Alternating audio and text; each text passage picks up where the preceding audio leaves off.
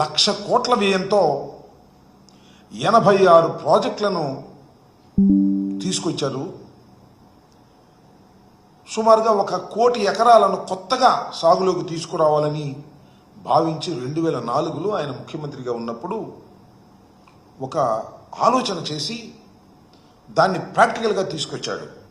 వెలుగొండ కానీ, అంద్రినివా కానీ, గాలేరు, నగరి, తోటపల్లి, వంశధార, చివరికి పోలవరం కూడా అంత పెద్ద ఎత్తున రైతుల కోసం, వ్యవసాయం కోసం, సాగునీటి కోసం ఆలోచన చేసినటువంటి మహానుభావుడు డాక్టర్ వైఎస్ రాజశేఖర రెడ్డి గారు.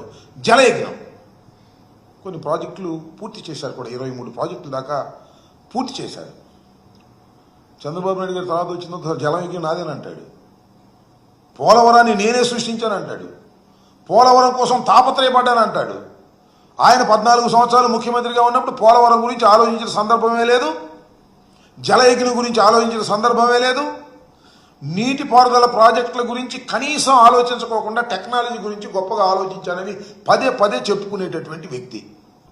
ఎందుకు ఈ విషయాన్ని చెప్తున్నానంటే, నిన్న మొన్న ఇంకా వారికి ఉన్న మీడియా, ముఖ్యంగా వారికి ఉన్నటువంటి పత్రికలు రాస్తున్నాయి, రాష్ట్రానికి జలహారతి, గోదావరి బనకచెర్ల ఒక అద్భుతమైన ప్రాజెక్ట్, ఇది గేమ్ చేంజర్, ఇది తయారైతే రాష్ట్రం సస్యశ్యామలం అయిపోతుంది, కరువు కాటకాలన్నీ పోతాయి అనే మాట మాట్లాడుతున్నారు. మంచిదే.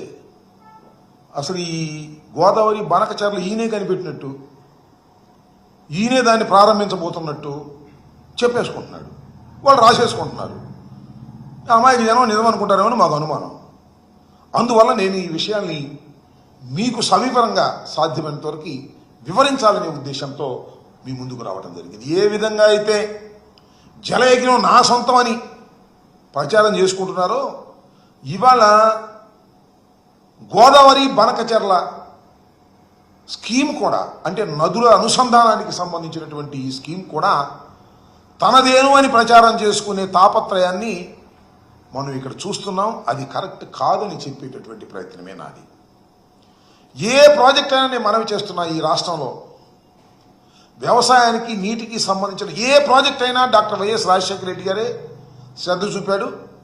ఆ తర్వాత ఆయన కుమారుడైనటువంటి జగన్మోహన్ రెడ్డి గారు అధికారంలోకి వచ్చిన తర్వాత కూడా ఆయనే ఈ జలయజ్ఞాన్ని పూర్తి చేయాలని తాపత్రయపడినటువంటి వ్యక్తి. 5 సంవత్సరాల పాటు జగన్మోహన్ రెడ్డి గారు అధికారంలోకి రాగానే గోదావరి జలాలు మనందరికీ తెలుసు, కృష్ణా గోదావరి మనకు ప్రధానమైనటువంటి నదులు. కృష్ణలో నీరేమో ఒకసారి వస్తుంది, ఒకసారి రాదు, ఒకసారి పొంగి పొరలిద్ది. నీడైతే లేక మా పల్నాడు ప్రాంతంలో పంటలు కూడా వేసుకోలేదు. అందువల్ల కృష్ణా జలాల మీదే పూర్తిగా ఆధారపడుకోకుండా అనేక వేల క్యూసిక్లు, లక్షల క్యూసిక్లు, టీఎంసీలు సముద్రంలో కలిసిపోతున్నటువంటి గోదావరి నది మీద పోలవరం ప్రాజెక్టును నిర్మించి దాన్ని కృష్ణా డెల్టాకు, అలాగే రాయలసీమకి వాడుకోవాలని ఆలోచన చేసినటువంటి వ్యక్తే కాకుండా ఆచరణ పెట్టినటువంటి వ్యక్తి డాక్టర్ వైఎస్ రాజశేఖర రెడ్డి గారు. ఆ తర్వాత జగన్మోహన్ రెడ్డి గారు అధికారంలోకి వచ్చిన తర్వాత గోదావరిలో పోయేటటువంటి నీరు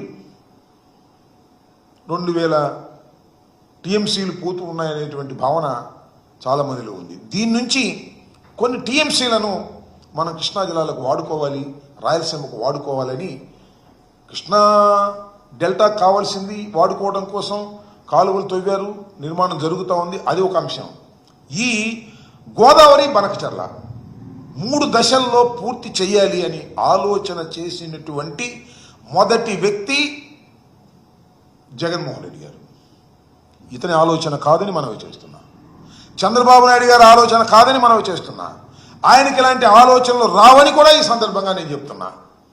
ఇలాంటి ఆలోచనలు ఎవరికైనా వస్తే తాను సొంతం చేసుకుని దీనిలో ఎలా సొమ్ము చేసుకోవాలో ఆలోచన చేసేటటువంటి రాజకీయవేత్తే నారా చంద్రబాబు నాయుడు గారితో తప్ప మరొకటి కాదు.